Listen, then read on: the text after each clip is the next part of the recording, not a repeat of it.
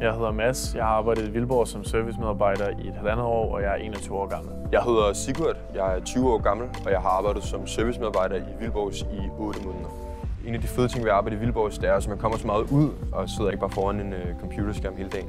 Man får en masse frihed til at stå for sine egne opgaver, både hvordan man løser det og også hvornår man vil løse ting. Det er rigtig lærerigt at være her. Man møder ind cirka kl. 7 om morgenen, så det lærer en masse disciplin. Vi får lov til at få fri ved sådan 2:30-tiden, hvilket giver frihed til at nå de ting, man har lyst til i sin fritid. Vi har sådan et godt fællesskab. Det har vi blandt andet, fordi vi arbejder så mange jævnaldrende sammen. Der er gratis frokostordning. Det er en stor lækker buffet, så det er altid dagens højdepunkt at komme ind sammen med kollegaerne og sidde og nyde noget god mad i en halv times tid.